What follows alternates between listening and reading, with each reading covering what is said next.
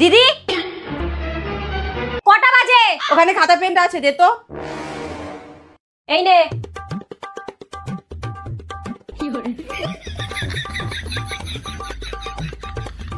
দিদি আমার সাথে চ্যাংড়ামো হচ্ছে? আমি কি দেখতে পাচ্ছি না ঘড়িতে কটা বাজে? আমি ভাবলাম ঘড়িটা অনেক দূরে আছে তো, তোর দূরদৃষ্টি কম, তার জন্য হয়তো আমাকে ঘুম থেকে তুলে জিজ্ঞাসা করছিস কটা বাজে, তাই খাতায় ছবি এঁকে লিখে দিলাম। কথা কম বলে রান্না বসাগা। দিদি, এই দিদি, কি হয়েছে কি?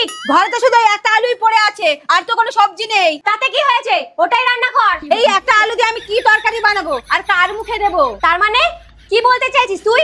আমি একটা আলু তরকারি রান্না করে পুরো পাড়ার লোককে খাওয়াতে পারি। তাহলে তুই রান্না কর, আমি পারবো না। ঠিক আছে ঠিক আছে, আমি রান্না করে দেখাচ্ছি।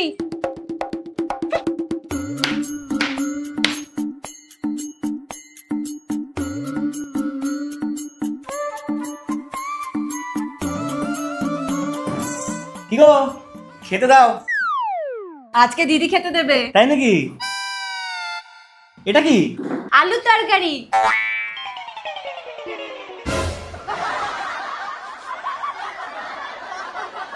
এটা আলুর তরকারি?